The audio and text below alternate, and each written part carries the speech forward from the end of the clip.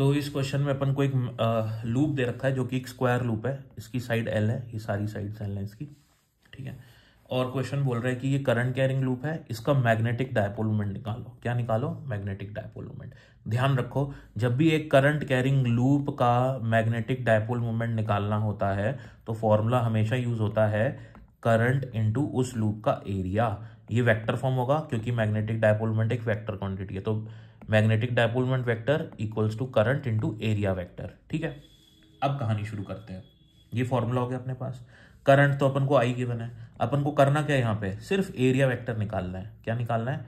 Area vector. अगर आप इसका एरिया वेक्टर निकालना सीख जाओगे, बस वैल्यू यहाँ पुट करनी है, आंसर आ जाएगा। इजी क्वेश्चन है बिल्कुल। अब ये क्या है? स्क्वायर है। एरिया वेक्टर क्या होता है बेटा? एरिया वेक्टर क्या होता है? एरिया वेक्टर होता है A vector equals to area vector का मॉड्यूलस इनटू उस डॉट उसकी डायरेक्शन। समझ में आई बात? तो इसका एरिया क्या होगा? सीधी सी बात है, अपन को निकालना पड़ेगा एरिया वेक्टर। तो एरिया वेक्टर निकालने का तरीका होता है, इसकी कोई भी दो साइड पकड़ लो और उनका क्रॉस प्रोडक्ट निकाल लो। कोई भी दो साइड लेके उनका क्रॉस प्रोडक्ट कर लो।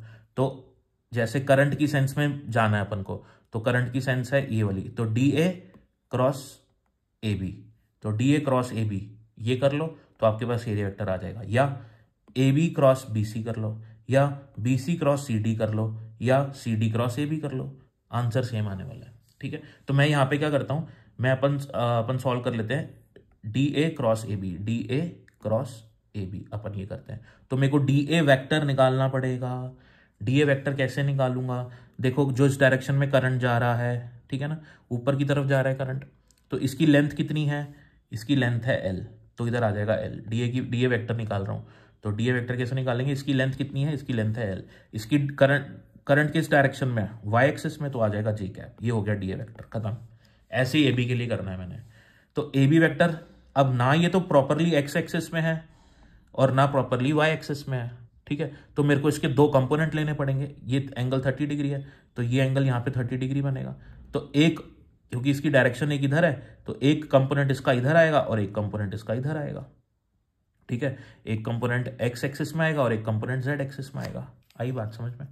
तो अपन इसको तोड़ देंगे। अब ये 30 डिग्री एंगल है, तो इसकी लेंथ कितनी है? इसकी टोटल लेंथ एल है, तो इधर कंपोनेंट कितना आएगा? एल कॉस 30, और इधर कितना आएगा? L sine 30। समझ में आई बात? अगर मैं ये वाली साइड लेता, है ना, ये वाली साइड लेता, तो एक कंपोनेंट मेरा कैसे आ जाता? एक कंपोनेंट मेरा इधर आता और एक कंपोनेंट मेरा उधर आता, उधर, ठीक है। तो ऐसे अपन को करना होता है सॉल्व। तो इसके दो कंपोनेंट तोड़ लेंगे। ये एल है ना, तो एक कंपोनेंट इधर आएगा, ये 30 डिग्री एंगल हो जाएगा आपका, तो ये हो जाएगा आपका एल कॉस 30, क्योंकि एक्स डायरेक्शन में तो आई कैप, और ये इधर आएगा एक कंपोनेंट एल साइन 30 के कैप, क्योंकि जेड डायरेक्शन में। तो एल साइन 30 एल कॉस 30 आई कैप, एल साइन 30 के कैप। कॉस 30 साइन 30 की वैल्यू पुट करेंगे, √3/2 और 1/2, है ना, और एल कॉमन आ जाएगा अपना बाहर, तो यहाँ आ जाएगा 1 आ जाएगा, ठीक है। एल बाहर ले लिया अपन ने, तो ए बी वैक्टर आ चुका है अपने पास, ऐसे ही डी ए वैक्टर भी आ चुका है। अब इनका क्रॉस प्रोडक्ट करना है। क्रॉस प्रोडक्ट करना बहुत ही सिंपल है, तो ध्यान रखना D A cross A B करना है, A B cross D A नहीं करना, ये ध्यान रखना है अपने। D A cross A B करेंगे तो L into L, L square हो जाएगा। जे क्रॉस आई, जे क्रॉस आई क्या होता है? माइनस के कैप, तो यहाँ आ जाएगा माइनस के कैप, ठीक है ना। और L into L, L square हो जाएगा, और ये √3/2 भी आ जाएगा। फिर इसका क्रॉस करेंगे इसके साथ में, तो एल इंटू 1/2, और ये एल भी है इसके साथ में, है ना, ये दोनों एल भी हैं, तो ये हो जाएगा एल स्क्वायर 1/2, एल स्क्वायर 1/2, और जे कैप क्रॉस के कैप, जे कैप क्रॉस के कैप, आई कैप आ जाएगा, आई कैप आ जाएगा। तो ये आपके पास आ गया एरिया वेक्टर।